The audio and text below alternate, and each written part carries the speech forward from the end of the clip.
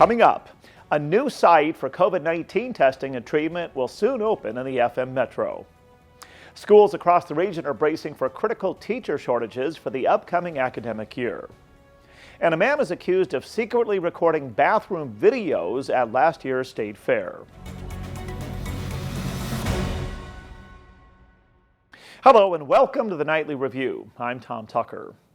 Fargo Mayoral candidate Shannon Roers Jones is commenting on negative campaign ads targeting Fargo City Commissioner Dave Piepkorn. The details on that story coming up in just a moment. But first tonight, a 20-year-old man drowned after falling off a pontoon on a lake in Becker County last night. It happened on Big Detroit Lake just after 5:30. The man's body was recovered by a dive team shortly after he went overboard. The man who died is identified as Fergus Falls resident Jet Crisden Franzen. We're told Franzen was with friends at the time who attempted to save him. He was not wearing a life preserver. People living in Moorhead will soon have a new site for testing and treatment of COVID-19. That's one of 3 new sites in Minnesota announced by Governor Tim Walz. The other 2 will open in Brooklyn Park and Duluth. We're told the sites will provide free COVID testing as part of a partnership between the state and federal government. Those who test positive and are considered high risk can receive a prescription for medication at the same time. The site in Moorhead opens on June 13th. The North Dakota Department of Instruction is expecting critical teacher shortages in all subject areas in the upcoming academic year. State officials say reasons for the shortages include enrollment growth, teachers leaving the profession, and fewer young people entering the profession. Stress from the COVID-19 pandemic and school safety are also impacting teacher shortages. Students at North Dakota State are raising money to send medical supplies overseas to help people impacted by the war in Ukraine. Ukrainian students hosted the Bison for Ukrainians event Wednesday at 4E Winery. The event included a silent auction showcasing artwork made by Ukrainians. We're told all proceeds are going to the Ukrainian American Community Center. The nonprofit group that organizes honor flights for veterans is already planning their trips to the nation's capital this coming fall. The free flights accommodate 90 veterans. Volunteers accompany the vets to the war memorials and other monuments in Washington. The first flight will take off from Grand Forks on Sunday, September 11th, and return the following Tuesday. The second trip will depart from Hector International Airport in Fargo on Sunday, October 2nd. If re-elected Tuesday, West Fargo School Board member John Erickson says he'll be focused on growth and bouncing back from challenges related to COVID-19.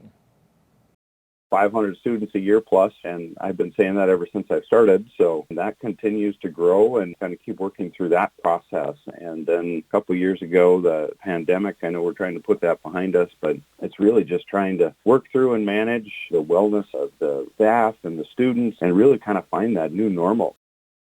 Erickson says the biggest challenge, besides finding a, quote, new normal for students in West Fargo schools, will be supporting teachers who he says have worked tirelessly through the pandemic with hopes of retaining teachers and adding more as the district grows. More than 3,500 citations were issued by North Dakota law enforcement agencies during a campaign called Obey the Sign or Pay the Fine.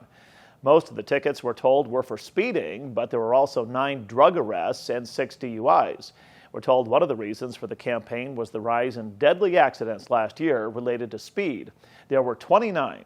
That was an increase of 21% from 2020. A tax preparer from Texas is being investigated by the IRS for allegedly filing fraudulent tax returns in North Dakota and at least 14 other states. Court documents say Casper Cotto prepared and filed nearly 3,000 returns that generated nearly $12 million in refunds. More than a third of the tax returns involve clients from North Dakota. Charges have not yet been filed in the case. A man is accused of videotaping people in the bathroom at the Minnesota State Fair last year. Authorities say 33-year-old Michael New filmed through a hole in a stall door at least 80 videos of men using the restroom last summer. Officials say the same thing happened at the fair as early as 2004. And fair officials aren't yet saying why action has not been taken. And a group of new car dealers is suing the state of Minnesota over new state-imposed standards for car emissions. The lawsuit is trying to block the new mandate. The Minnesota Auto Dealers Association says the new rules could create an oversupply of electric cars on dealer lots and bring the cost of a new car even higher. In a closer look tonight, the head of the Red River Valley Fair is talking about a proposed $3.5 million expansion of the campgrounds at the fairgrounds. What we're talking about, the whole area would actually be 200 total campsites, roughly, give or take a few, would be the total number. So we're adding 130. So, and that variation changes because we want to add playgrounds, we want to have pavilions, we want to have nice, make it some kind of nice amenities. And there's also talk of a pond. Cody Cashman has asked the City of West Fargo to approve an ordinance amendment that would clear the way for the project to move forward. He says the additional campsites would allow the fairgrounds to generate an additional $300,000 to $500,000 in additional annual revenue. He says the existing 78 campsites are almost always full, with many people living at the campgrounds for months at a time. Most of these folks have really good paying jobs, and they're here to work in the area to, either construction or a lot of nurses we're finding. A lot of traveling nurses are here. Cashman says he believes city officials are generally supportive of the proposal, but does not have an estimate yet for the timeline for the project. Well, thanks for choosing the Nightly Review for your daily news and information needs for life in the Red River Valley. You can help support our efforts by subscribing and hitting the bell button below to make sure you don't miss an episode. Well, weather-wise today, we enjoyed one of the nicest days of the spring season so far. Is there more of the same on the way? Meteorologist Justin Storm has a look at the forecast from the Skywatch Weather Center. Thanks, Tom. As we head through the rest of this evening into the overnight hours, we'll see a slight chance for a few light rain showers. Otherwise, relatively dry through tonight with a low of 57, light wind, and we'll hang on to light wind for Friday. Another partly sunny to partly cloudy afternoon, highs close to 80 degrees, with another likely chance for some scattered showers overnight Friday into early Saturday morning. Then relatively dry through the rest of the day on Saturday. There will be a slight chance for a few pop-up showers or thunder showers later in the afternoon with highs in the lower 80s, but it will be a bit breezier and more humid. We'll have wind out of the south-southeast around 10 to 25 miles per hour. It could happen to you or someone you love. One moment, one diagnosis can change everything. Thankfully, there's a program that helps caring people uplift families through a crisis. Lend a Hand Up, raising financial help and hope through community benefits and online campaigns. A program that boosts generosity so gifts go further. Lend a Hand Up helps you help your neighbors.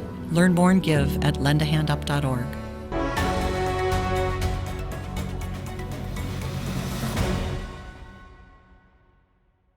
Welcome back to the Nightly Review. In tonight's one-on-one conversation, I continue with part 2 of my interview with Fargo Mayoral candidate Shannon Roers Jones.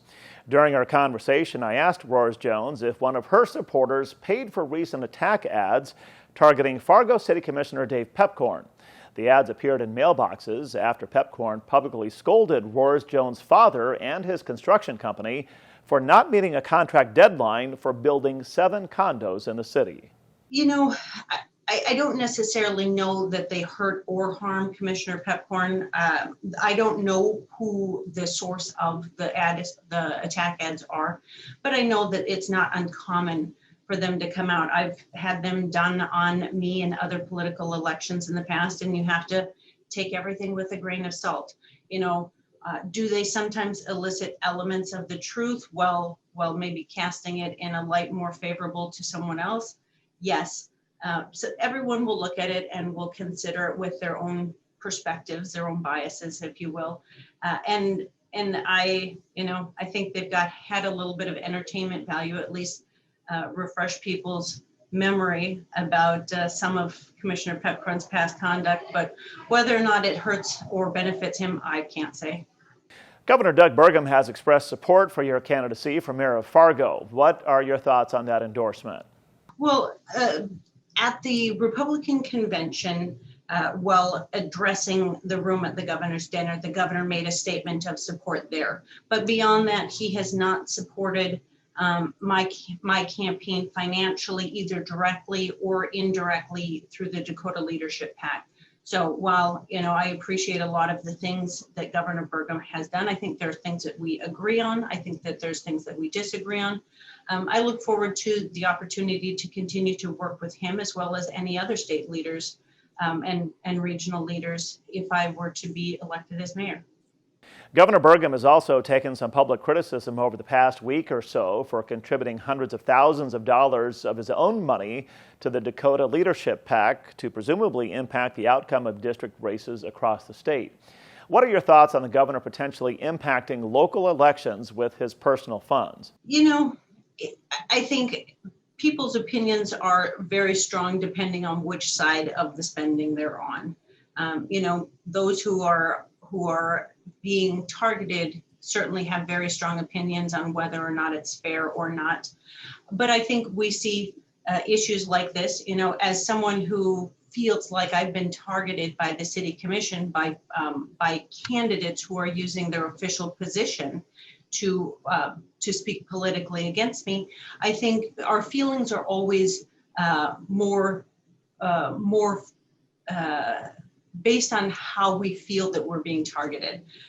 I think courts have held in the past that anyone has a First Amendment right to spend their money to influence political campaigns the way they want. Whether or not you agree with that or not is really been decided by the courts. That Governor Doug Burgum, whether you like him or not, has a First Amendment right to spend his money how he sees fit. And so I think it's, in the past, I have had the benefit of Governor Burgum spending some in support of my campaign. And I think it was important, it was helpful for me. But I understand the frustration by those who feel that they're being targeted by Governor Burgum and whether or not, if that impacts their support of him, I completely understand. I'd like to thank Fargo mayoral candidate and state representative Shannon Roers Jones for joining me for tonight's one-on-one conversation. You can catch the entire interview with Roers Jones online right now at WDAYradionow.com. Well, that will do it for this Thursday night, June 9th, 2022. I'm Tom Tucker. Thanks for watching the Nightly Review. Have a great night.